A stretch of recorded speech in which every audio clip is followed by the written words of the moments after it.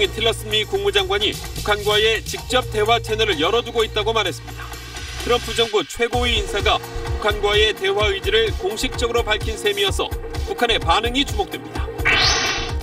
2012년 대선을 앞두고 청와대가 군의 댓글 공작을 일일이 보고받았다는 의혹이 사실로 드러났습니다.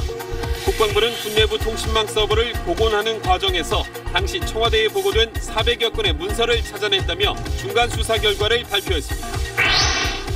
난기류와 강풍 등으로 제주공항 항공기 이착륙에 차질이 빚어지면서 승객들이 큰 불편을 겪었습니다. 항공기 100여 편이 회항 또는 지연 운항됐습니다. 살인개미로 알려진 붉은 도깨미가 발견된 부산항에 사흘째 방역 작업이 펼쳐졌습니다. 도깨미가 발견된 곳에 아스팔트를 걷어냈더니 살인개미 1000마리 규모의 개미집이 추가로 발견됐습니다. 중국에서 수입한 몰래카메라를 대량으로 유통한 일당이 경찰에 붙잡혔습니다. 대부분 위장형으로 일반인들이 알아채기 힘들 만큼 정교했습니다. 9월 우리나라 수출액이 월별 수출로는 사상 최대 실적을 거두었습니다. 철강과 반도체 같은 주력 품목의 수출이 급증한 데다 세계 경기 회복세도 반영된 결과로 분석됩니다. 문재인 대통령의 사인이 들어있는 청와대 기념품들이 이니 굿즈로 불리며 큰 인기를 끌고 있습니다. 몇십 배의 웃돈을 주고 사겠다는 사람까지 나서는 등 과열 조짐을 보이고 있습니다.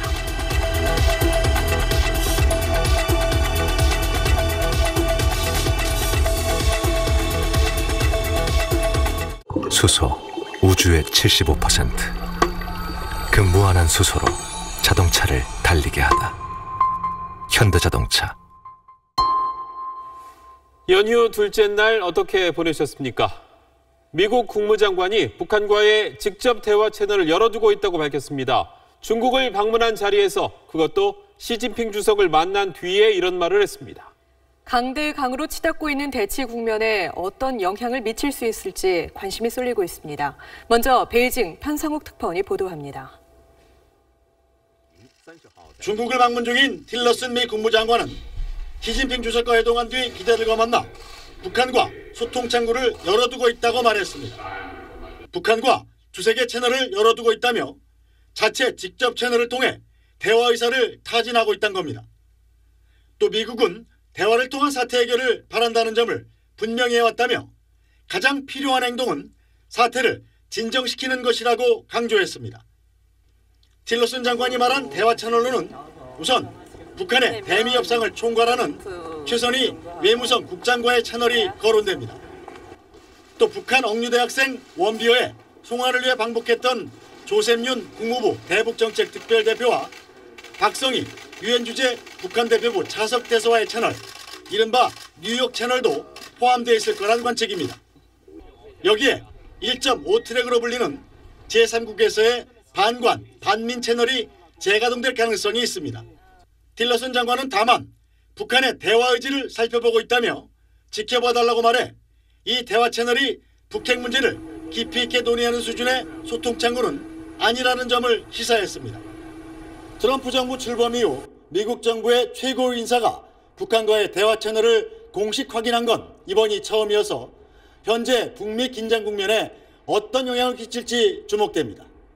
베이징에서 SBS 편상욱입니다. 틸러슨 장관의 이런 말엔 대북 대화 의지가 담겨 있겠지만 대화 국면이 눈앞에 다가왔다고는 말하기 어렵습니다. 북한과 미국의 생각이 너무 다르기 때문인데 그래서 아직은 탐색 단계라는 신중한 전망이 더 많습니다. 이어서 워싱턴 정화석 특파원입니다.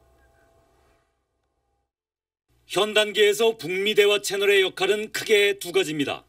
일단 상대에게 대화 의사가 있는지 타진하는 것이고 나아가 대화를 시작하기 위한 전제 조건을 맞춰보는 일입니다.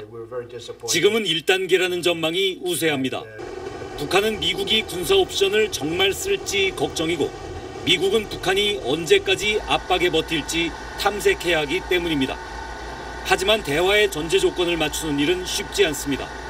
미국은 북한이 최소한 핵과 미사일 실험을 중단해야 대화할 수 있다는 입장입니다. 북한은 그러나 무엇보다 핵 보유국으로 인정받기 위한 대화를 원합니다.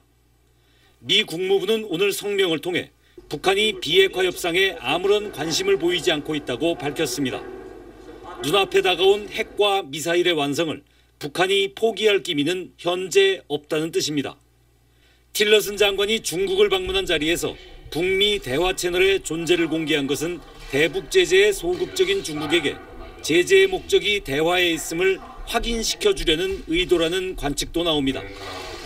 북미 직접 대화 채널이 우발적 충돌을 막는 안전판 역할은 할 수 있겠지만 존재 자체를 국면 전환의 신호탄으로 인식하는 건 다소 성급해 보입니다. 워싱턴에서 SBS 정화석입니다. 다음 뉴스입니다. 지난 2012년 대선 당시 군사이버사령부의 댓글 공작이 청와대와 국방장관에게 매일 보고됐다는 의혹 전해드린 적이 있습니다. 중간 조사 결과 청와대로 발송된 462건의 보고 문서가 실제로 확인됐습니다. 어떤 내용인지 김웅수 기자가 보도합니다. 사이버 사령부의 댓글 공작 사건을 조사 중인 국방부 댓글 사건 재조사 TF는 군 내부 통신망 서버를 복원해 심리전단이 청와대로 발송한 보고문서 462건을 무더기로 발견했다고 밝혔습니다. 2011년 1월부터 이듬해 11월 중순까지 약 2년간 530 심리전단이 작성한 1일 사이버 동향 보고서로 비밀 송수신용 내부망을 통해 청와대 국방비서관실 등에 발송됐습니다. 보고서에는 심리전단의 댓글 작전 결과에 대한 보고와 재보궐선거, 광우병 촛불 시위 동향, 연예인을 포함한 유명인들의 SNS 동향까지 포함되어 있습니다. 청와대가 군의 댓글 공작을 일일이 보고받았다는 의혹이 사실로 확인된 겁니다. 매일 책 밖에서는 참 뭐죠. 매일 정보 보고 그런 거니까. 국방부는 또 당시 김관진 장관에게도 관련 보고가 이루어졌다는 다수의 진술을 확보했으며 심리전단 요원들에게 지급된 이른바 댓글 수당이 국정원이 관리하는 정보 예산에서 지원된 점도 확인했다고 밝혔습니다. 국방부 TF는 심리전단이 청와대에 보고한 이메일과 당시 김관진 장관이 결재한 심리전단 비밀 문서도 다수 확보해 추가 분석을 진행하고 있다고 밝혔습니다. SBS 김웅수입니다. 오늘 고향 가신 분들 안전하게 도착하셨습니까? 제주 지역은 기상 악화로 항공기 운항에 차질이 빚어졌습니다. 회항이나 결항이 잇따르고 있는 만큼 정상 운항 여부를 꼭 확인하시기 바랍니다. 보도에 이종훈 기자입니다. 부산의 한 항공사 사무실 앞에 성난 승객 수십 명이 모여 있습니다. 오늘 제주도로 가려다 못 간 사람들입니다. 해당 비행기는 오전 10시 반 김해공항을 이륙했습니다. 하지만 난기류 때문에 제주 상공에 머물다 부산으로 회항했습니다. 회항할 예정입니다. 앞으로 약 25분 후에 착륙할 예정입니다. 그리고 낮 1시 50분쯤 다시 제주로 향했지만 오후 4시쯤 다시 부산으로 돌아왔습니다. 자신 없는가 다시 또 당선하고만 내려주는 게 또 김해공항. 김해공항에 이제 두 번째 내려준 거예요, 지금. 밥도 한 개 안 주고, 콜라도 한 잔 안 주고, 실린 건 물밖에 없다고 물만 먹이고, 설명도 없고. 제주 지역 난기류와 강풍으로 인해 항공기 13편이 회항하고 5편이 결항했습니다. 또 100편 이상의 항공 노선이 지연되고 있습니다. 제주공항공사는 항공기 이용객들은 미리 정상 운항 여부를 확인해달라고 당부했습니다. SBS 이종훈입니다. 살인개미라는 무서운 이름이 붙은 붉은 도깨미가 부산항 근처에서 발견이 됐죠. 단지 몇 마리가 나온 게 아니라 집단 서식지가 있어서 방역당국에 비상이 걸렸습니다. 한상우 기자가 보도합니다. 사흘 전 붉은 도깨미가 처음 발견된 부산항 간만부두입니다. 시멘트 바닥을 걷어내자 도깨미 떼가 우글댑니다. 줄잡아 1000마리가 넘습니다. 시멘트 바닥 공간에 서식지를 만들어 번식한 걸로 추정됩니다. 현장에 가서 그 밑에 땅 속을 파보니까 세면 바닥을 다 들춰낸 거예요. 그렇게 나니까 그 속에 이제 1000마리 정도가 있었다는 얘기죠. 방역 당국은 긴급 방제 작업을 벌여 서식지를 파괴했습니다. 붉은 도깨미의 침에 찔리면 심한 통증과 현기증, 호흡 곤란을 일으키고 심하면 사망에 이릅니다. 얼마 전 일본에도 유입돼 큰 피해를 주고 있는데 북미에서는 이 도깨미에 찔려 한 해 100명 정도 숨지는 걸로 알려졌습니다. 방역당국은 도깨미의 확산을 막기 위해 발견 장소에서 반경 100m 내에 있는 컨테이너의 이동을 금지하고 추가 서식지가 있는지 조사하고 있습니다. 또 부두를 드나드는 모든 차량을 소독하고 있지만 도깨미의 유입 경로와 부산항 밖으로 이동했는지 여부는 파악하지 못하고 있습니다. 농림축산검역본부는 내일 오후 관계부처와 붉은 도깨비 차단을 위한 긴급 회의를 열고 대책 마련에 착수할 예정입니다. SBS 한상우입니다. 몰래카메라를 중국에서 수입해 대량 유통한 일당이 붙잡혔습니다. 겉보기에는 카메라인지 알 수 없게 만들어져서 여러 범죄에 악용되고 있습니다. 보도에 김기태 기자입니다. 서울의 몰래카메라 판매점. 안경부터 손목시계까지 온갖 종류의 몰카들이 진열돼 있습니다. 경찰이 압수한 몰카 가운데는 탁상시계, 화재 경보기 형태로 된 몰카까지 등장했습니다. 워낙 교묘해 일반인들은 몰카라는 사실을 알아채기 힘듭니다. 41살 홍모 씨 등 3명은 2015년 1월부터 올해 8월까지 몰카 3,500여 점을 중국에서 들여와 불법 유통한 혐의로 불구속 입건됐습니다. 전파법상 적합 인증과 전기용품 안전관리법상 안전 확인을 받지 않아 문제가 됐습니다. 하지만 현행법상 관련 인증을 받기만 하면 몰카의 유통과 판매 자체를 규제할 근거는 없습니다. 얼마나 많은 사람들이 얼마나 많은 위장형 카메라를 팔고 있는지가 확인이 되지 않고 있습니다. 누가 사갔는지도 확인이 되지 않고요. 실제 이들에게 몰카를 산 4명은 경찰 조사 결과 모텔과 성매매업소 등에서 불법 촬영한 혐의가 적발돼 2명은 구속됐습니다. 정부는 지난달 몰카 수입 판매업자 등록제를 도입하고 유통 이력을 추적하기 위한 시스템을 구축하는 등 대책을 발표했습니다. 하지만 이미 팔려나간 제품에 대한 관리는 사실상 불가능한 상태라 몰카 범죄를 막기엔 역부족이란 지적입니다.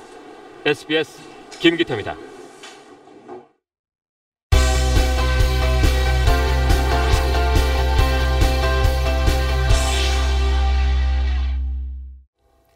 한 달에 3분의 1인 열흘 동안 연휴가 이어지면서 한편에선 한숨 소리가 커지고 있습니다. 영업 일수도 줄고 손님까지 줄어서 긴 연휴가 오히려 부담이 된다는 자영업자들을 안상우 기자가 만났습니다. 평소라면 직장인들로 붐볐을 식당 골목이 텅 비어 있습니다. 상당수 가게 문은 닫혀 있고 그나마 열려 있는 곳도 손님이 없어 한가하기만 합니다. 최장 연휴를 맞아 너도 나도 고향을 찾거나 여행을 떠나면서 이곳 식당가는 직격탄을 맞았습니다. 적자죠, 적자. 그냥 한 25일은 장사해야 되는데 한 열흘을 쉬니까 뭐 적자가 나는 수밖에 없다고. 밤이면 직장인들이 도로를 가득 메우던 이곳도 손님들을 없애버린 긴 연휴가 별로 달갑지 않긴 마찬가지입니다. 3년째 맥주집을 운영 중인 47살 한철희 씨는 긴 연휴에도 예외를 두지 않는 임대료가 가장 큰 부담입니다. 연휴 동안 이거 어떻게 이거 가게세를 또 마련을 할까? 이거 도로 조명료는 또 어떻게 이걸 또 어떻게 충당을 해야 될까? 걱정이 진짜 너무 많습니다. 명절 대목을 기대하던 전통시장도 절반 이상 손님이 줄어 문을 닫은 가게들이 즐비합니다. 일부 상인들은 도저히 쉴 수는 없으면서도 인건비라도 아껴보려 혼자 나와 문을 열었지만 손실을 메우기에 영 부족합니다. 명절이 길어지면 내국인들도 이 시장 자체를 나오질 않아요. 외국인들 역시 절반 이상이 안 들어와요. 아무 의미가 없어요. 지금 명절 길다는 게. 고향으로 관광지로 향하며 한껏 들뜬 긴 연휴가 자영업자와 상인들에겐 시름만 깊어지는 시간입니다. SBS 안상우입니다. 가을이 깊어가면서 설악산의 단풍도 곱게 물들어가고 있습니다. 연휴를 맞아서 단풍과 억새꽃이 핀 관광지마다 나들이 객들이 몰렸습니다. 조재근 기자가 담았습니다. 설악산 대청봉의 단풍이 시작된 지 열흘째. 단풍은 빠르게 산을 내려와 해발 1200m 일대까지 물들였습니다. 능선마다 붉은 단풍이 꽃밭처럼 아름답게 번졌고 기암 괴석에 둘러싸인 남자는 단풍 속에 푹 파묻혔습니다. 휴게소 마당은 단풍객 차들로 가득합니다. 오대산 비로봉까지 내려간 단풍은 오는 7일쯤에는 치악산도 물들일 걸로 예상됩니다. 겹겹이 이어진 산들이 옅은 안개에 휩싸여 그림처럼 펼쳐진 곳. 그 뒤편 산 정상은 드넓은 억새밭이 뒤덮였습니다. 하얗게 피어오른 억새꽃이 바람에 일렁이며 흰 물결을 만들어냅니다. 이곳 민둥산은 경사가 완만한 데다 등산로가 짧아서 오늘은 특히 추석 연휴를 맞아 가족 단위 관광객이 많이 찾고 있습니다. 억새꽃 축제한다 그래서 올라왔는데 너무 뿌듯하고 좋네요. 올라오는 길이 너무 힘들었는데 오니까 너무 아름답고 울긋불긋 단풍처럼 화려함은 없지만 살랑이며 춤을 추는 모습과 서걱대는 소리는 가을의 운치를 더합니다. 진짜 좋은 풍경에 왔는 것 같고 여러 친구들과 같이 왔는 게 오늘 진짜 힐링했는 것 같고 그래서 참 좋습니다. 깊어가는 가을을 찾아 나선 나들이객들은 오늘 하루 긴 연휴에 여유를 만끽했습니다. SBS 조재근입니다. 명절이면 차례상 차리는 것이 명절 스트레스 1순위로 오르곤 하죠. 조상께 감사드리는 마음은 변할 수 없겠지만 그 형식에 대해선 변하는 세태만큼이나 다양한 생각들이 많았습니다. 열린 마이크에서 조기후 기자가 들어봤습니다. 75살 송영자 씨는 올해로 결혼한 지 50년째입니다. 반세기 동안 송 씨는 명절이면 꼬박꼬박 차례상을 차려냈습니다. 고단하고 힘들지. 그래도 이제 조상 모시는 거는 기본으로 해야 되는 기다 생각하니까 그렇게 해야지 어떻게. 하지만 차례를 지내는 가정은 조금씩 줄고 있습니다. 한 시장조사 기업의 설문 결과 추석에 차례를 지낸다는 응답은 2011년엔 77.4%였지만 올해는 61.7%로 나타났습니다. 자기네들 삶이 바쁜데 꼭 제사를 모셔야 되나 하는 항상 그런 생각을 하고 있습니다. 그래서 저는 자녀들을 명절에 제사 지내게 오라고 안고 있습니다. 이유는 달라도 차례를 꼭 지내야 한다는 사람들도 많았습니다. 협곡으로다가 차례상에 조상님도 모셔갖고 같이 음미할 수 있는 그런 계기를 마련해 주신 우리 전통적인 역사가 참 숭고합니다. 할아버지가 지금 하늘에 계신데 이렇게 일상생활을 지내다 보면은 할아버지를 생각을 못할 때가 많잖아요. 아무래도 할아버지를 위해서라도 해야 될 것 같다고 생각했어요. 차례를 지내더라도 간소하게 또 편리하게 하려는 요즘 세태를 꼬집는 분도 이해한다는 분도 있었습니다. 옛날엔 가족이 모여가지고 송편도 빚고 음식도 지금은 보면 뭐 전화만 하면은 떡집에서 떡 온다. 형식적인 명절은 아예 안 지내는 게 좋아요. 옛날처럼 많이 음식을 차려놓고 하는 것보다는 약속에 해서 차려지는 게 좋죠. 시대에 따라서 맞춰서 나가야지 옛날 고집만 부리면 안 되죠. SBS 조교입니다. 네. 9월 우리나라 수출이 사상 최대 실적을 기록했습니다. 글로벌 경기가 회복세를 보이는 가운데 반도체를 비롯한 효자 품목들의 수출이 고르게 증가했기 때문입니다. 정현 기자가 보도합니다. 지난 9월 우리나라 수출액은 551억 3천만 달러, 지난해 같은 달에 비해 35% 늘었습니다. 1956년 수출 통계를 작성한 이래 61년 만에 사상 최대 실적입니다. 또 11개월 연속 증가세를 이어갔습니다. 4차 산업혁명 영향 속에 반도체 수출액이 전체의 18%에 육박하며 효자 노릇을 톡톡히 했고 철강, 자동차, 석유 제품 등 10개 주력 품목 수출이 모두 고르게 증가했습니다. 스마트폰에 들어가는 올레드와 빅데이터 저장용 SSD 등 고부가가치 품목들이 최대 기록을 세웠습니다. 긴 연휴에 대비해 기업들이 통관을 앞당긴 효과도 있었지만 미국, EU 등 세계 경기 회복세가 반영됐다고 정부는 분석했습니다. 사드 보복으로 우려했던 대중국 수출도 증가세를 이어갔습니다. 사드 여파로 중국 내수 시장이 감소되면서 우리나라 자동차 부품 수출이 40% 감소를 했습니다. 하지만 중간재인 반도체, 석유화학, 철강 제품의 증가율이 두 자릿수 이상을 기록하여서 하지만 앞으로 전망은 불투명합니다. 4분기에는 둔화될 가능성이 있습니다. 전년 동기 대비 조업 일수가 줄어들고요. 글로벌 보호무역주의 압력도 지속될 것으로 보입니다. 기록적인 수출 실적이 좀처럼 체감 경기 회복으로 이어지지 않는 것은 풀어야 할 숙제입니다. SBS 정현입니다. 오늘 10월 1일 국군의 날은 6.25 전쟁 당시에 우리 군이 38선을 넘어선 것을 기념하는 날입니다. 그런데 최근 국군의 날을 대한민국 임시정부의 광복군 창설일로 바꾸자는 움직임이 일고 있습니다. 사실상 광복군이 우리 군의 모태가 되기 때문인데 중국 충칭에 있는 광복군 총사령부의 지금 모습은 어떤지 정성엽 특파원이 다녀왔습니다. 광복 전 마지막 대한민국 임시정부가 있었던 중국 충칭시. 1940년 9월 17일, 지금은 고층 건물이 빼곡한 충칭시 중심가에 한국 광복군 총사령부가 세워졌습니다. 여기서 중국 내 항일전에 참여하는 한편 국내 진공작전도 계획했습니다. 이런 공로를 인정한 중국 정부는 지난 2014년 총사령부를 원형 그대로 보존하겠다고 약속했습니다. 하지만 광복군 총사령부 건물이 있던 이곳은 보시다시피 이 초고층 주상복합 아파트 건설이 진행 중입니다. 이 항일 무력투쟁 본산지의 흔적은 어디에도 남아있지가 않습니다. 이렇게 되기까지 우리 정부는 뭘 하고 있었던 걸까? 통보 없이 철거했다는 기록이 있습니다. 최적인 플랜이나 이런 걸 제시를 하지는 않은 상태인 것 같고요. 실무적인 작업이 진행이 돼야 되는데 중국이든 어디든 그런 부분들이 진행이 잘 안 되고 있죠. 광복군 보충대와 임시정부 요인들이 살았던 옛 거주지도 완전히 사라졌습니다.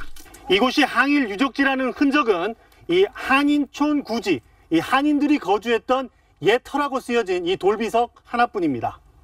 광복군 부총사령관 김원봉이 살았던 집도 이미 오래전 옛 모습을 잃었습니다. 과라. 역사에 대해서 그래서 한중간에 오는 또 포럼이라던가 이런 건 해본 적이 없어요. 연구도 하고 논문 발표도 이렇게 해야 되는데 별로 그런 움직임이 없는 거예요. 동북아 역사전쟁이 치열해지면서 무엇보다 잘 보존해야 할 중국 내 항일의 역사가 이렇게 지워져 가고 있습니다. 충칭에서 SBS 정성엽입니다. 결혼한 지 5년이 안 된 신혼부부 가운데 35%, 42만 쌍 가까이가 자녀가 없다는 통계가 있습니다. 이렇게 출산을 자꾸 늦추다 보면 결국 아이를 갖지 않을 가능성이 커지겠죠. 젊은 부부들의 얘기를 들어봐야겠습니다. 연중기획 아이 낳고 싶은 대한민국 노동교 기자입니다. 직장인 오명희 씨는 퇴근하자마자 집으로 향합니다. 집에서 4살 난 딸을 돌보는 시어머니를 생각하면 회식 참석이나 친구 만나는 건 언감생심입니다. 빨리 집에 가야지. 조금이라도 더 일을 좀 덜어드리는 게 좋고. 그나마 딸과 나누는 대화가 하루의 스트레스와 피로를 잠시나마 잊게 하는 청량제입니다. 이거 머리 누가 이렇게 이쁘게 해줬어? 할머니? 하지만 둘째 낳기는 아무래도 부담스럽습니다. 첫 아이에 이어 둘째 아이 양육까지 시어머니께 부탁하기가 쉽지 않습니다. 게다가 자녀 한 명이 대학을 졸업할 때까지 드는 양육비가 4억 원에 육박한다는 말까지 들으면 가슴이 답답합니다. 경제적인 것도 그렇고 2명을 봐주셔야 되는 거잖아요. 저희 어머니 아직 젊으신데. 직장인 윤성배 씨는 결혼한 지 4년이 됐지만 아직 자녀가 없습니다. 자녀 계획은 아내와 협의해 일단 기한 없이 뒤로 미뤄놓은 상태입니다. 만족하면서 지금 현재를 즐기고 있고 육아비가 이제 들어가는 부분을 저축을 해서 뭐 집을 산다든지 이걸 먼저 초점을 맞추고 있습니다. 이처럼 결혼이 갈수록 늦어지는 데다 그에 맞춰 첫 아이 출산도 늦어지고 있습니다. 여성이 첫째 아이를 낳는 나이는 지난 1993년 26.2세에서 지난해 32.4세까지 높아졌습니다. 둘째 출산을 고려할 땐 이른바 노산, 고위험 산모로 분류될 나이대라 또 출산을 망설이게 됩니다. 출산을 연기하다 보면 나중에 계획했던 것만큼 못 나올 상황이 될 가능성이 크기 때문에 합계 출산율이 낮게 나타나는 중요한 메커니즘 중에 하나죠. 둘째, 셋째, 다자녀 출산을 장려하기에 앞서 첫째 출산에 부담을 덜어줄 정책 마련이 시급합니다. SBS 노동규입니다.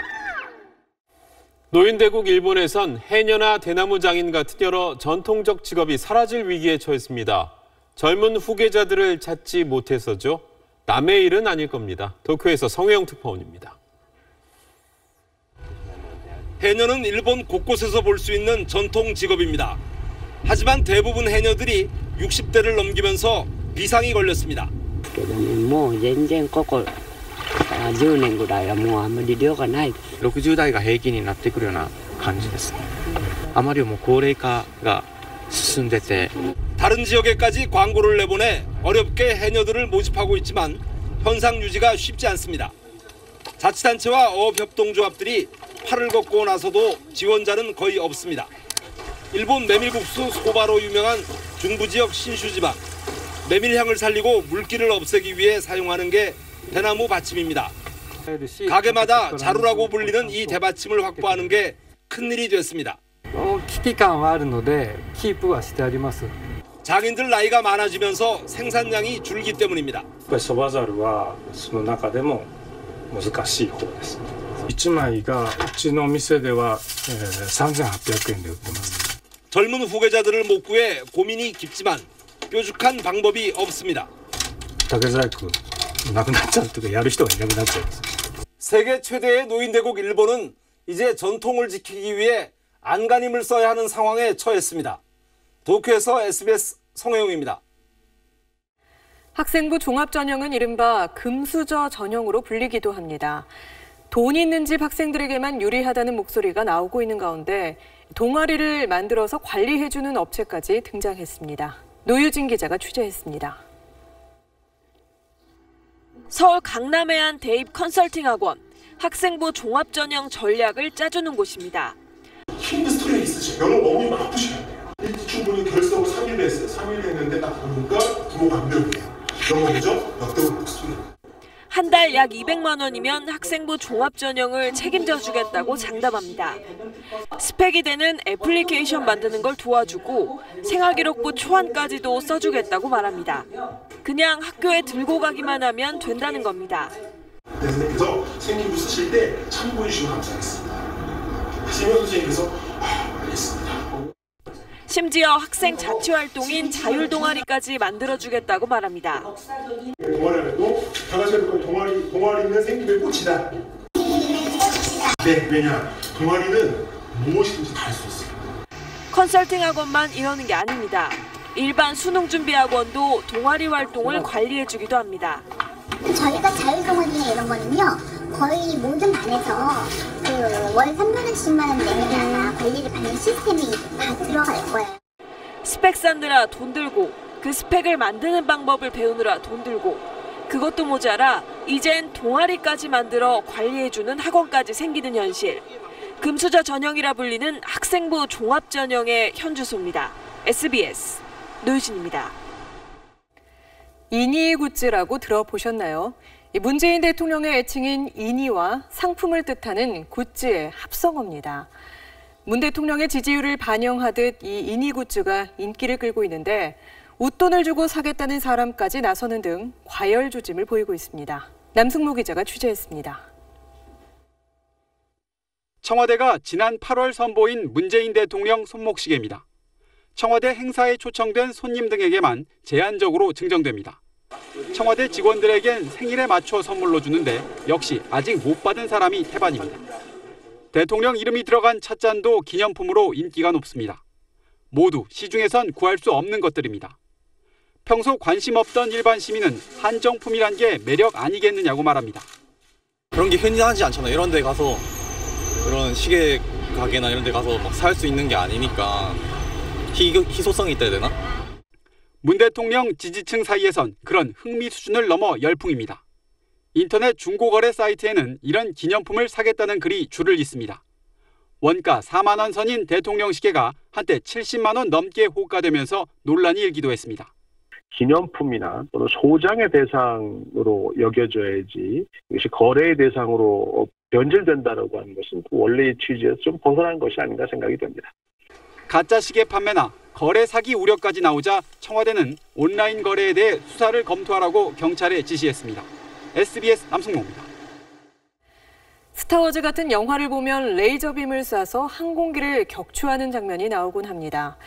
이처럼 영화에서나 볼 법한 레일건, 레이저포가 우리 군에서도 개발되고 있습니다.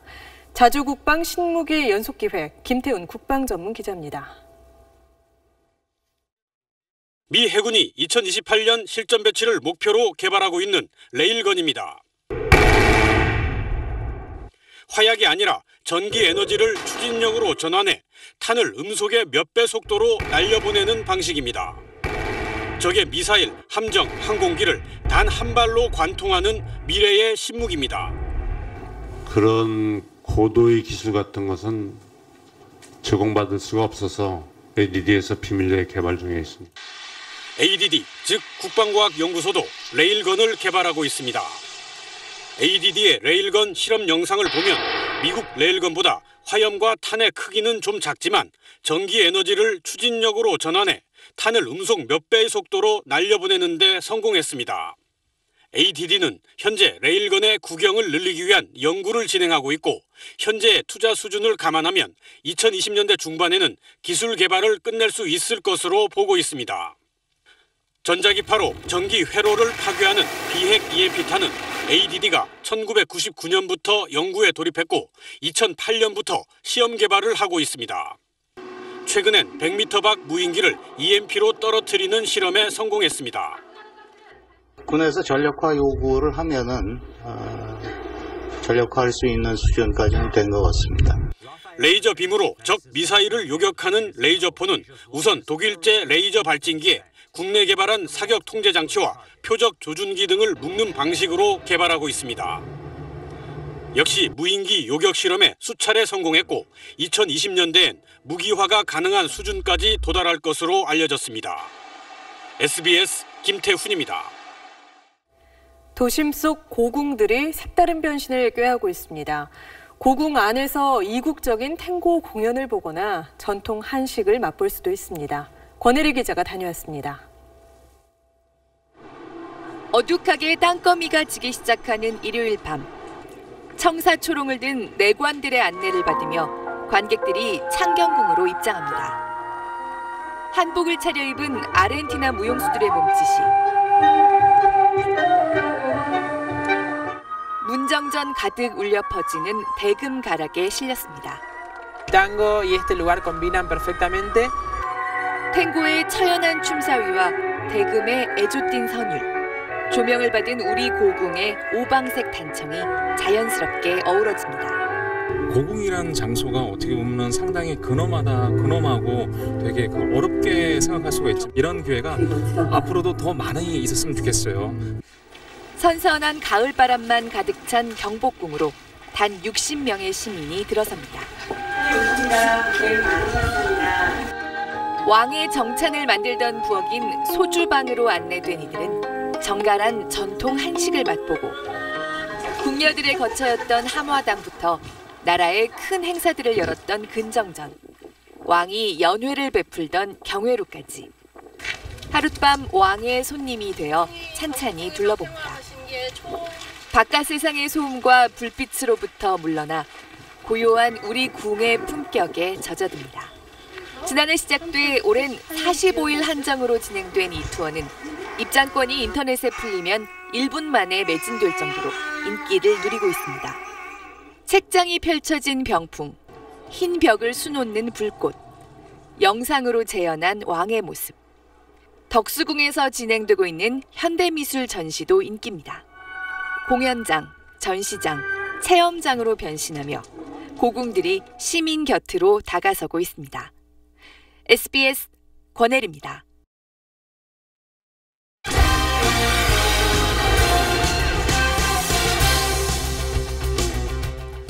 프로축구 제주 경기에서는 엄청난 폭우 속에 마치 물놀이 같은 경기가 펼쳐졌습니다. 선수들이 정말 고생이 많았습니다. 이정찬 기자입니다.